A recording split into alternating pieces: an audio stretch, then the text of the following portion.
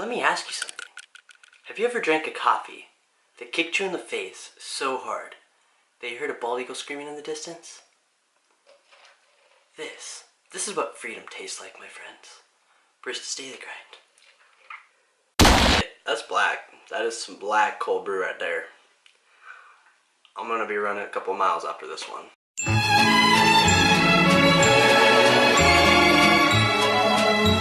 Welcome back to an all-new episode of Morning Cup of Joe. Today, we're going to be talking about how I lost my butthole. It's going to be interesting. Don't give me that face. So in my last video, I talked about ulcerative colitis and how it completely changed my life, and how single-handedly it was the reason I lost my large intestine, and rectum actually. Lost my entire colon. So it was a 3-part surgery. I had one in July, it was July 23rd of 2015, and then, why are you so noisy this morning? And then, I had my second, December 14th, or 15th, excuse me, of 2015, and then March 21st of 2016. So the first surgery I had, like I said, it happened July 23rd. So leading up to it, what had happened was I graduated high school. My flare-up just was unreal, like from the UC, and it got to the point where I lived in a bathroom. Like, all I was ever doing was just going to the bathroom all the time. I think probably between the months of May and early July, my UC was seriously so bad that, like, I didn't make it to the bathroom. Like, I'd crap my pants. Like, if I had to take a guess, it was probably close to 25 times. Like, sad to say, and embarrassing, but, like, I mean, that's what happened. Like, I had no control over my bowels anymore. Like, I couldn't do it. My body gave me a huge middle finger, and yeah, it was a good time. Like I stated in the previous video, I was on the drug Entyvio. Entyvio wasn't working. We went in for a colonoscopy to see how bad my large intestine was. My GI doctor really wanted to look at that, see how that was doing. Needless to say, they go in for the colonoscopy. They made it, I think, 3 inches in. They're like, dude, if I would have went any further, we would have perforated your large intestine. Like, we would have, you would have had to have an immediate surgery. So, you got 2 options. One, you can keep fighting this, and you can go to Minneapolis and go up to Mayo, see doctors up there and see what they can do for you. You're young, you got a chance at maybe finding something like a new drug, something you can do differently with your diet or something. Or, what I'm going to strongly recommend, just get it removed. Like, honestly, as sick as you are, what you're going through, I don't know if you're going to make it. And hearing that was just like, damn. Granted, when he was telling me all this, like, I was higher than the kite. They stopped the colonoscopy early, woke me up, got me moving around, and yeah, I don't remember a whole lot of the conversation, but what I do remember was Mayo or death. So I chose surgery.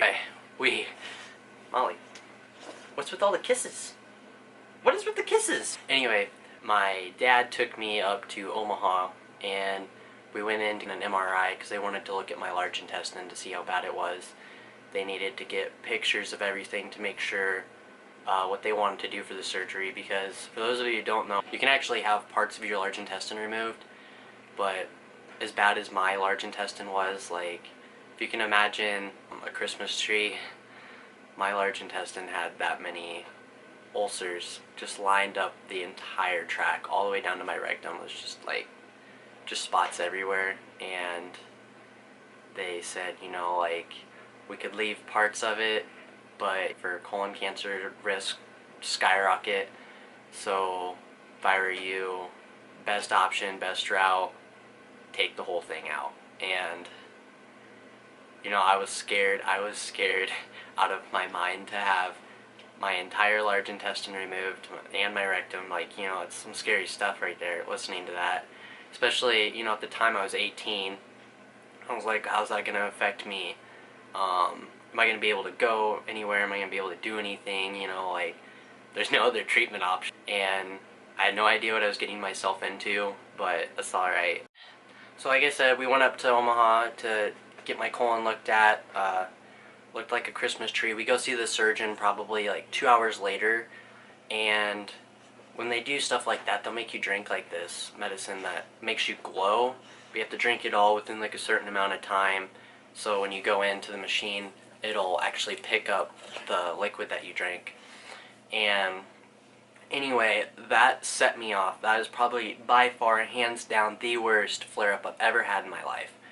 And it was seriously so bad. Like, I remember we went to the mall afterward because the surgeon's clinic was right across from a mall in Omaha. And I remember going to the bathroom probably 25 times after, you know, we got done, I think at Methodist Hospital, and then we had to drive over to this clinic on the other side of Omaha.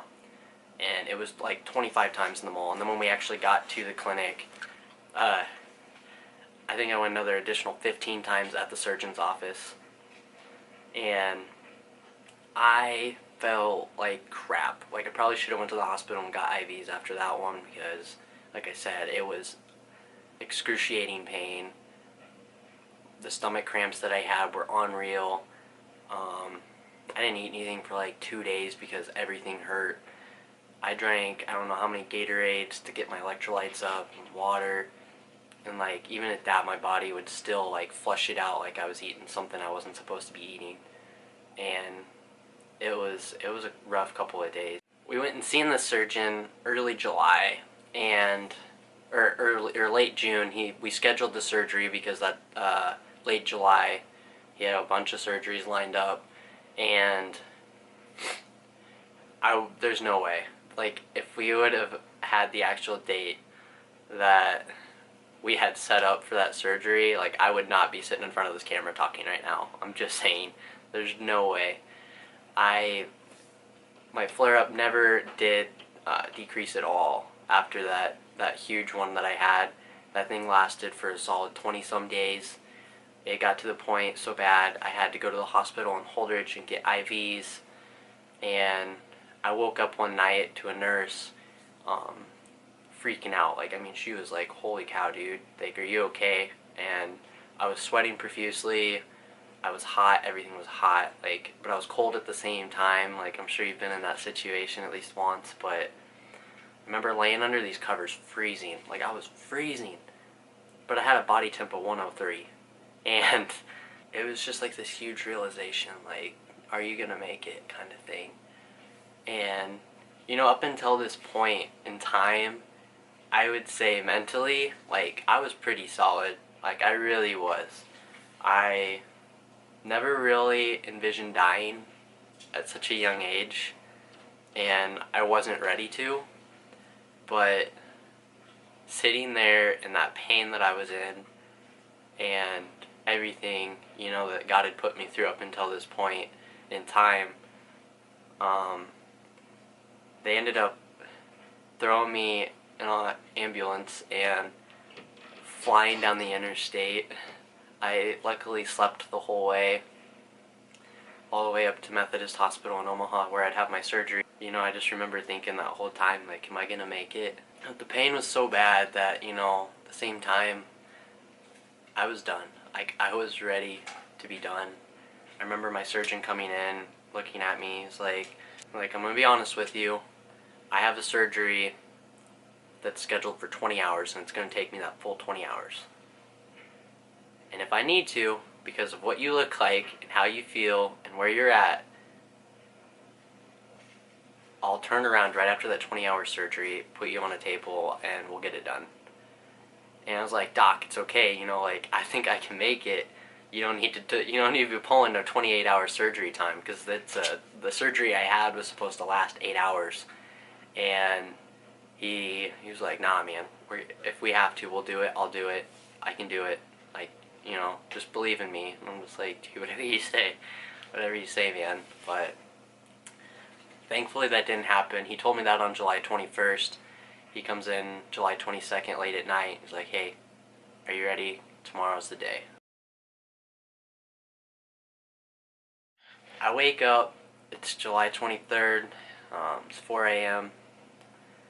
surgery is at 7:30, and they made me scrub down with like the special soap. I was still experiencing my flare-up. I hadn't had any food in roughly 6 days, barely any water. So I was sitting there. I remember them wheeling me down to the surgery room. I remember running into my family. They like barely made it, wish me luck on my surgery. They started me a little early. And as they were wheeling me into the operating room, that was like the first time, and I think that was the first time I actually remember, sorry, I think that was the first time I remember being like, alright, I hope and pray that everything turns out alright. But at the same time, I've lived a good life. Thank you for everything you've done to me. Thank you for giving me such a wonderful family and friends, for supporting me up until this point. And I pretty much said my goodbyes. Like, I was ready to go.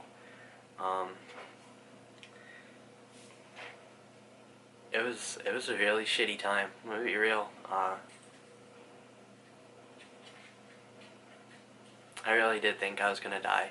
Like, honestly, if I wouldn't have had the surgery when I did, like, I would have. And it was scary because I was not ready to go at 18. But, you know, like, I thought it was gonna happen. I wake up, it's about 5 in the afternoon, or in the evening. Surgery was a complete success. And I remember waking up and actually feeling good. Granted, I don't know how much morphine I had in my system and hydrocodone or whatever else pain medications they pumped into me. I felt good. I felt real good. Drugs are good.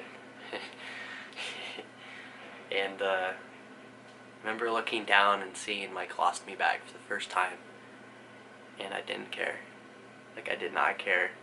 Like, going into the surgery, like, I mean, I was super intimidated by the whole fact of actually having a colostomy bag, but I didn't care. They went in, and when they did the surgery, and I came out, they told my parents, you know, it's a good thing we did everything when we did, because your son's large intestine ruptured, either right before the surgery or, like, as we were going in. So my large intestine had actually ruptured. I had waste in my bloodstream, which is extremely dangerous. So what they said was they pretty much vacuumed out dirty water. I'm lucky I didn't get an infection or something from that and die from that, but, you know, like I said, they got in when they did. Everything